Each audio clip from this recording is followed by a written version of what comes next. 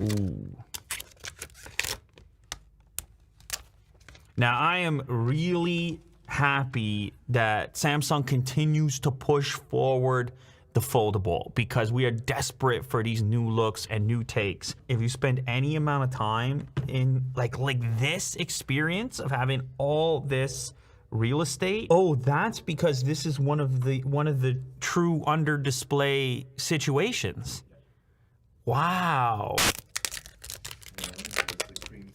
Oh, it's called cream. It does actually look kind of appetizing almost. So I like the modern look to it on the back, modern shapes. We got all the new stuff. Yes, exciting day. It is the Z Flip 3 5G and the Z Fold 3 5G. It is not just these retail units in front of me. My goodness, I got everything. It's all the colors. It's like, look at this greenish tone and the lavender thing that got Kurt quite excited. Even with the big one, as far as the big one's concerned, like we got this color. What is this? It's some type of phantom silver because Willie Doo's on deck, just right over there behind the laptop. He just finished eating a sandwich, which means that he's fired right up. And then we have this one right here, which is apparently some type of green. It's almost black. I like those deep greens. What's this one called? Phantom green. Phantom green. Just stick with the Phantom. You'll be all set. It doesn't stop there. We also have the watches, Galaxy Watch 4 Classic and Galaxy Watch 4, the Galaxy Buds 2, the S Pen Pro, and then the S Pen over here, which fits into the case. Now, this was rumored, and look, it happened. S Pen input on Z Fold 3. This is what a lot of people wanted, and it is official. So why don't we kick it off with the Z Fold 3 5G. Every so often, there's one that comes across that it'll get you going because it's kind of the reason you got into the business, to be excited by new things, new gadgets, new ways of looking at something. And that's where the Fold lives for me, because the very first generation came out, this one right over here, and immediately I knew something was up, something was different. Now we're on the third generation. They continue to make improvements to it. IPX8, you have Gorilla Glass Victus on here. The pen input now, Snapdragon 888 is gonna be in there. 12 gigs of RAM is gonna be in there. Flagship status. Inside this box is gonna be Phantom Black. And right away, you know it's not your typical smartphone. It's already in its folded out state, and this is a huge display to work with. 7.6 inches on the inside, and then of course that exterior display, 6.2 inches, a slight increase in PPI as well. That's where you're gonna get your Gorilla Glass Victus. Ooh. Now, I am really happy that Samsung continues to push forward the foldable because we are desperate for these new looks and new takes. So it's a very deep black, and you can see it contrasted against the display over here. Now, the camera layout changed a little bit, sort of fits in with the rest of the lineup. So you have 12 megapixels across the board here, and then you have some optical zoom in there as well at 2x. Let's go ahead and just do our initial fold here. Still so very satisfying. Here you can see the black hinge as well. The device got lighter. You know, it's a relatively large device. That's the point of it, right? It's meant to fold out and be kind of a productivity monster. If you need to launch, for example, a desktop version of a browser, no problem, 7.6 inches. But it meant that when you were using it as a regular phone, it was kind of heavy, but they were able to trim that back. 271 grams on the new model, 279 grams. So we're shaving grams, and that's tough to do from an engineering standpoint. There's going to be a little bit of paperwork. Also, a SIM tool is in there, a Type-C cable to get it charged up. The days of power bricks are over. This is your Phantom Black. This one is the green, and when you set them side by side, now you can start to appreciate how green this is or how black this other one is. I'm probably partial to black still, but as far as greens go, that's a nice little subtle one. Phantom Silver over here. So this is your lighter variant, which has a little bit of color shift to it. So that just gives you an idea of the differences there. So you're gonna get 12 gigs of RAM no matter which version you get. You're either gonna get 256 gigs of storage or 512. You're gonna get a 4,400 milliamp hour battery. It's now starting at $1,799 in the US and $2,269 in Canada. Yes, it is still a premium price tag, but it is obviously a premium phone. It's got the premium spec sheet, and it happens to be one of the very few foldable devices to choose from. So the price tag kind of fits here. It's truly doing two things. You're getting a little tablet and a smartphone in one. This is the case that houses the pen, and this just inserts like this. It's like a wallet style case, and it allows you to store your pen. So that's what the form factor looks like if you want to go this route. I'm more inclined towards keeping the case slim. We're also, of course, going to have a later case that we're going to put out for that device. We have the version here for the Z Fold 2. This is about as thin as it can possibly get. We're also going to have it available right now while you're watching this to pre-order for the Z Fold 3, so go check that out. Let's move on to the Z Flip 3. The Z Flip in general is not something that I spent a tremendous amount of time with, but it is an exciting form factor. This one actually caught Kirk's attention. He's like, I don't know, maybe I should be flipping. I know famously my pal Austin Evans loves this particular device. This is the portability advantage. This thing, when it's folded down, is tiny in the pocket. And I can tell right away it's lighter weight. When you have it in the traditional phone form factor, it kind of feels like a regular smartphone that just so happens to fold. All right, so what is this color called, Will?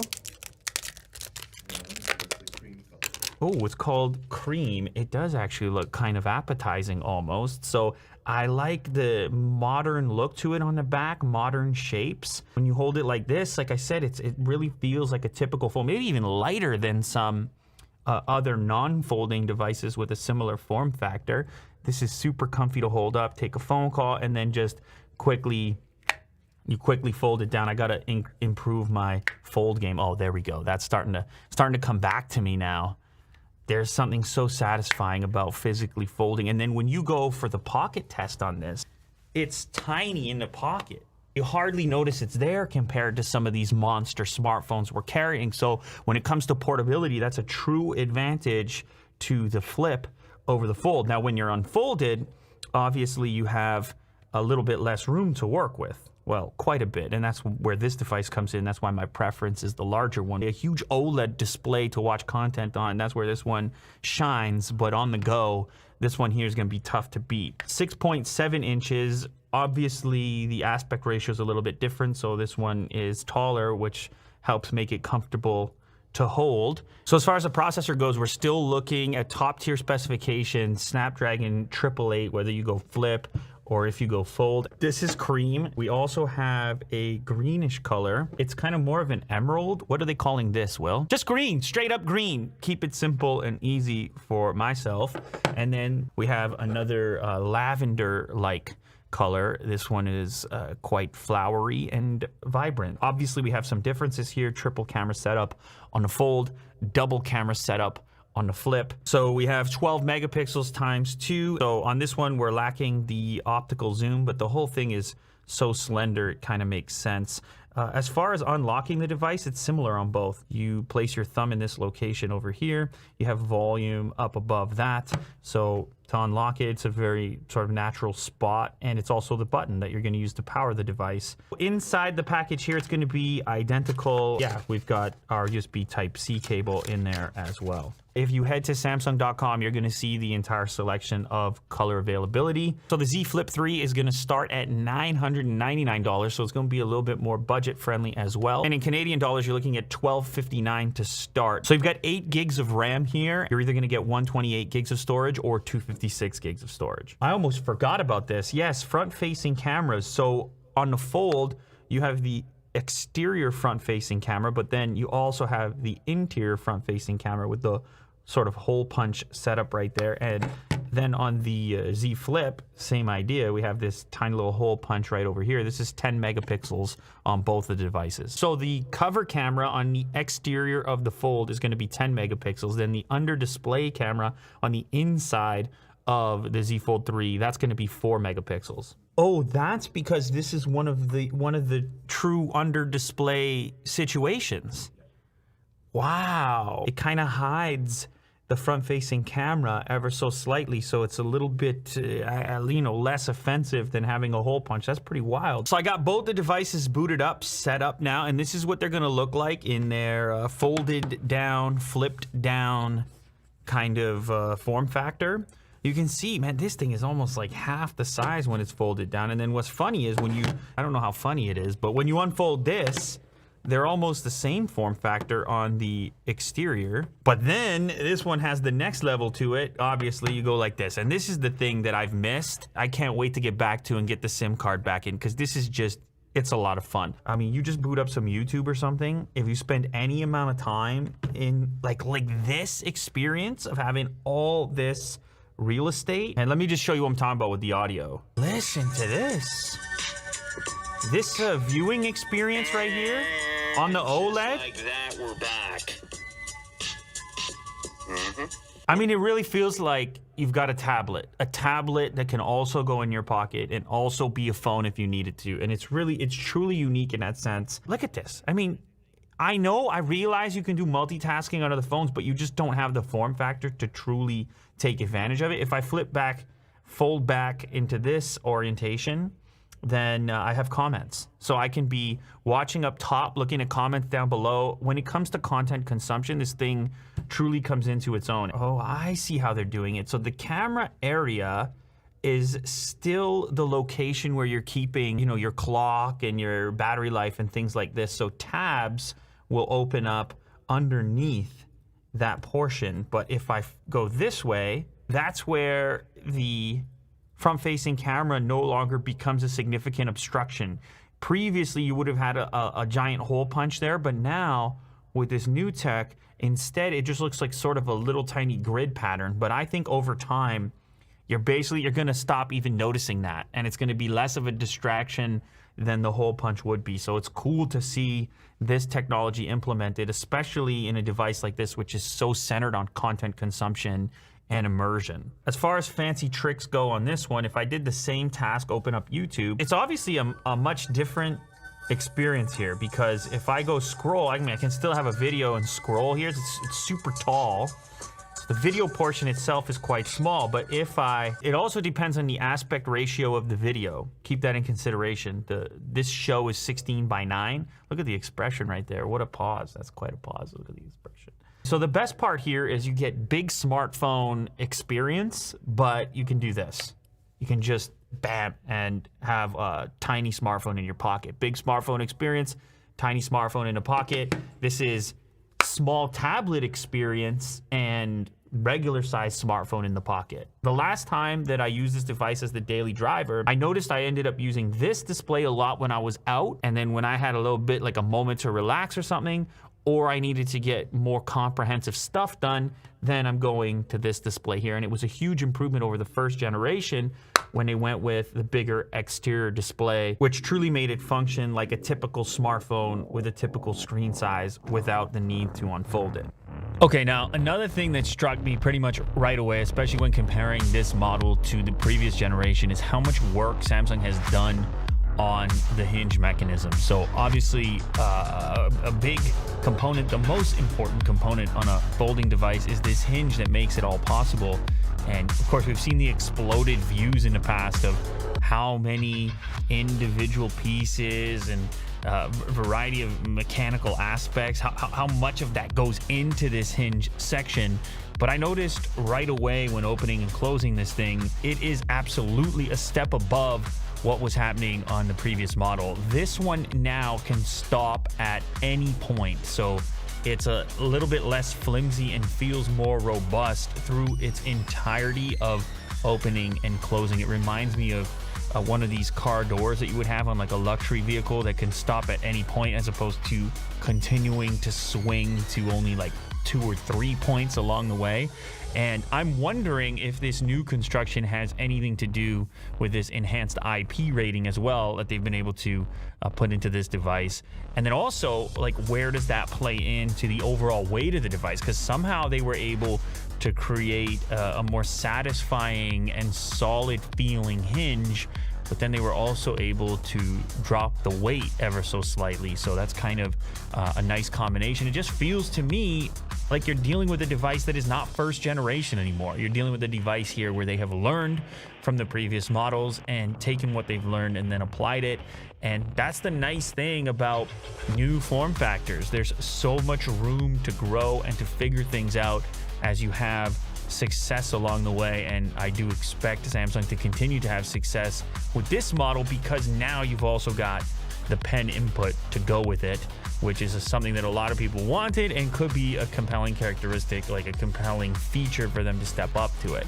Now, as far as that front-facing camera, this image here is kind of probably the best illustration you can get as to how it hides when you're looking at it straight on, but then it's kind of still there if you're really looking for it. The video overemphasizes the existence of it, but I would say at first glance here, it is an improvement and less distracting than the hole punch equivalent. Now, some of those hinge characteristics apply to the flip model as well, which you're looking at right here. And of course, this also has this secondary external display for some basic information, but you can see just how solid this hinge design is across the entire range of motion.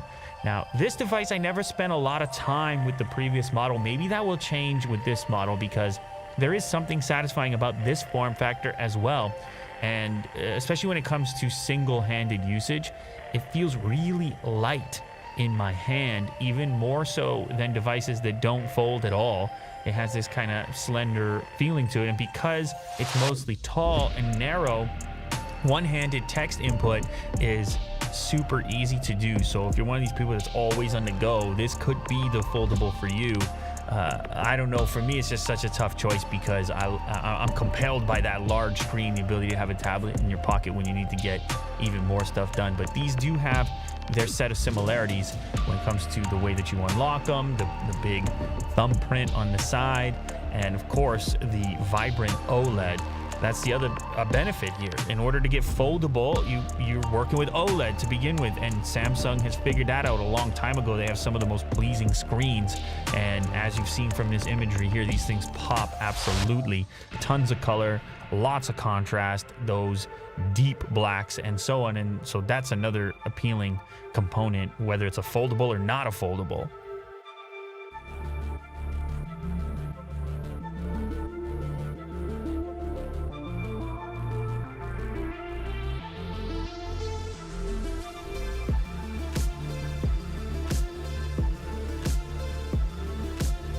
But just look how portable this thing is once it's folded up in clamshell mode. I can see this being appealing for somebody who is going out, wants to throw it in their purse or in their pocket. It's really, there's not a lot on the market that's quite like it. Now, as far as the camera options go, you still have a lot of camera versatility. It might not be quite to the same extent as something like the S21 Ultra, but it's almost there. So you can see some of the zoom capabilities here at the 2x. Of course, you're going to have your portrait modes built into there. Well, it's the Samsung camera app, so whatever you're used to seeing, you're going to find it here as well, including this fine moment, sentimental moment between Kirk and Kovu. Yes, it's capable of capturing such things.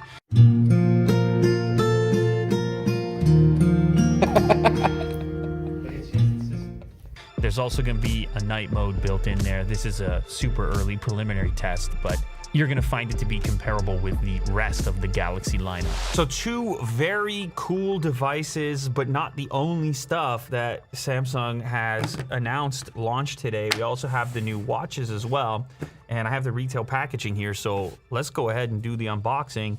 Galaxy Watch 4 Classic, Galaxy Watch 4.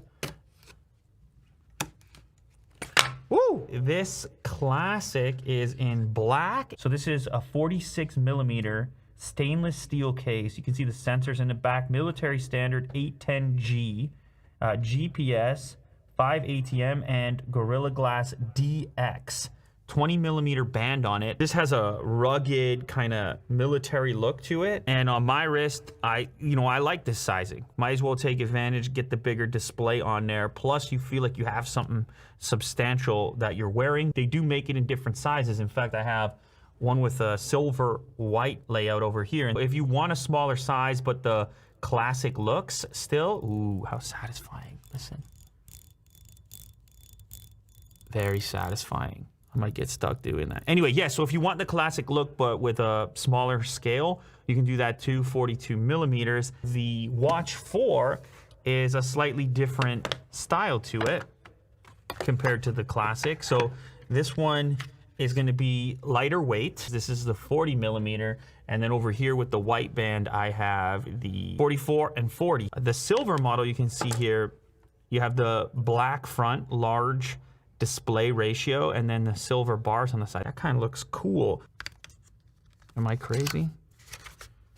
Yes, so this is what your charger is going to look like. The USB type A on one side, and then a magnetic connector, I presume. Let me just peel this off. Very simple and sleek. No pins, nothing like that. It just clips right on. Very nice. The watch band has this quick release style over here. As far as the buttons go, you have a red indicator on the top button. They're tactile, so they have a nice springy click to them. Holy guacamole, what a hell of a video we got going on here. On this classic model with the white band, we have a leather band. The classic model here that I was saying was sort of military styling. This one has like a rubberized band. Similar, but slightly different from the Watch 4 over here. This is also rubberized, and so is this white model right here. Might be partial to this one, but just if I had the black band on it. The Watch 4, I'm sure I can get that in black. Yeah, it's in black and silver. We have green and pink gold as well. I don't have those ones here, but yeah, you have the difference between aluminum construction on the regular model and then the classic model. This is stainless steel, so that's why it feels more robust if you kind of like that weighty sort of quality feel to it. Features an Exynos W920 chip, 1.5 gigs of RAM, and 16 gigs of internal storage. Oh baby, here are the sensors packed in. Accelerometer, barometer, gyro sensor, geomagnetic sensor, light sensor, Samsung bioactive sensor, optical heart rate sensor, electrical heart sensor, also known as an ECG, and bioelectrical impedance analysis, BIA. These are full-out health devices these days, 2021. Yeah, the crown is your input method, actually. Well, on this model, you simply move between your screens with this tactile click. It's quite satisfying if you haven't tried it before. Now, of course, you can also just touch the screen because it's a touch screen. So if you don't have this bezel like on these other models, then that's how you're going to interact with it. You're right. It has like a digital, wow, and almost, does it make a noise? A very slight noise. So this one has a haptic version of the physical click. I'm probably partial to the physical click myself, but if you felt like you were missing out, you're not. You're gonna get the digital equivalent on the non-classic model. So many options to choose from, which is great, especially in the watch category where everybody wants to personalize what they've got and use it in different ways. At this moment, if I had to pick between these four, I'd probably go for this classic model, the larger classic model myself. This is just far too satisfying using this. All right, so I want to talk a little bit more about the S Pen real quick. So I have this Z Fold Pro model here. Now it is a different pen for the Fold, right? This, it says right on it, Fold Edition. Now I presume that has something to do with the nub. Oh, they've definitely reformulated the nub. I'm just looking at it right now. That is your Fold version of the nub. It's the same on this Z Fold, the Pro model, as it is on just the Fold Edition. This is the smaller of the two that fits into the case. This is if you're getting real serious. And there's a little switch, a physical switch. It's also just physically bigger. Oh, what? Oh, cool. Look how you charge it up on the end, this little cap and Type-C charger. This one doesn't need to charge. Very cool. All right, so a couple of different options for you there. Now let's actually try out the input. So if I open this up, let's see what goes on here. Oh, that's it. It's just working straight away. I can just, oh man, oh wow, that's a whole new opportunity here. Makes a lot of sense in your brain. Like, it just makes sense at this range to be scrolling like this. I think the S Pen has actually come into its own on this device right here. The bigger the display, the more obvious the pen input becomes. You have this like two-handed thing. You can kind of go up to the top portion of the pen and in a relaxing fashion just scroll through documents. You can mark them up, obviously. It's just an extra level of versatility there. So that's a nice addition. Both are capable of air command. However, the Pro model is capable of air actions. Listen, listen. Oh, so satisfying. I actually thought it was the pen on the screen for a second. No, no, no. No, no, no. It's the speaker, but it's very satisfying. It's like, kind of like how an electric car will have some sort of sound feedback to help you realize you're doing something. This is the equivalent of such things. Wow. Last up item, the Galaxy Buds 2. Clear and rich sound with two-way speakers, active noise canceling, comfortable fit, and 5 to 20 hours of playtime. There we go. Very nice. The container in glossy white.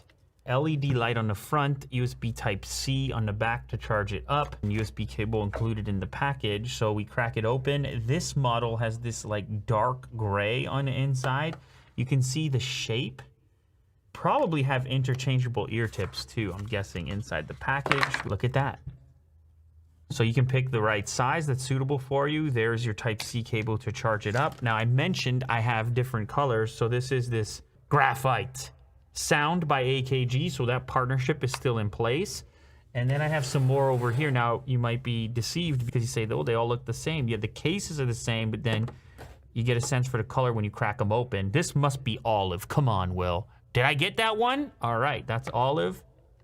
Graphite. We have white, the most obvious of the bunch. And then, ooh, lavender? Lavender, wow, okay. Which one are you guys going for here? This is a tougher choice. A little style aspect. We got two olive selectors. You went olive? Yeah, Mo and Kirk, you guys are merging into the same person. You've been spending too much time together. I'm gonna be boring and take graphite. And I'll save the lavender for Willie Doo. Although, it's like that's a move. There's a move going on right here. You're Gerald Undone.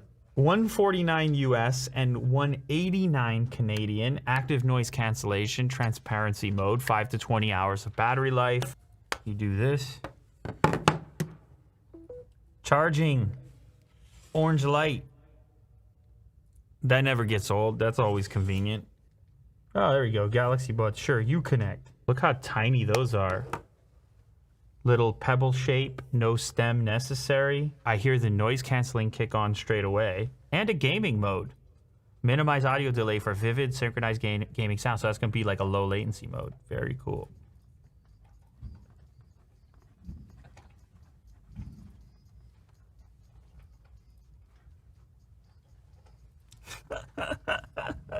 You guys make noise, like say something. Check, check, check, check, check, check, check. 1, 2, 3. Check 1, 2, 3. I'm trying to do like that lip reading challenge and I hear nothing. Oh, all right, not bad. Wow, what an unboxing extravaganza. Shout out to Samsung for coming through. It's the buds, it's the watches, it's the new folding stuff. I haven't been this pumped to throw my SIM card into a new phone in a while. I've already been telling Willie D when that new fold shows up, it's about to happen. I love stuff that's different. I've been doing this job for a little while. Just a couple of years, something like that. A lot of smartphones that come through here. It's another slab and another slab, and then they show up with some folding stuff. And all of a sudden, I'm like, all right, maybe that science fiction future. Maybe there's more to the story. Maybe we're going somewhere I don't know. Maybe I can still be surprised, and that's always a fun experience. You know, a little bit of magic. It's not old on me yet, I'll tell you that right now. I know when the first version came, I was like, whoa, wow, it's really folding. Exciting times. It doesn't have to be another slab. The imagination is alive in technology. You can do something different. You can flip, you can fold. It's up to you. It's cool. Let me put the SIM card in. Actually, before I do that, let me show you. I got a giant box of accessories, so you can even make whatever you want out of this thing. Holy, look at this. Flip case with some style, and you can hook it onto something. Of course, we got the silicone covers. We got a cover with like a keychain style ring on it. Maybe you want to have this. So many to choose from. Oh, here's the leather flip cover. This seems to have like a little handle on it. Oh, and there's a magnet that pops it in right there when it's not in use. That's an executive look. I'm ready for the meeting, or I'm ready for anything, actually. I'm ready to cut, I'm ready to make some deals. I show up, I'm like, I'm ready to make a deal. I brought my leather today. Let me just do the crazy case that Kirk was showing off. Check this look out. This look here is no joke. How about this for a look? Holy cow. Turning heads. That is a style aspect to it. They actually make that same case with neon green. And of course, if you want a later case as well for the Z Fold 3, we're doing it already. Available for pre-order right now, so go check that out if you want the thinnest thing possible. Of course, we also have it for the Z Fold 2 previous version if you want to check that out. So, man, what a time to be alive. Folding smartphones, it's real. They're here to stay. We're on the 3rd version. Way to go, Samsung.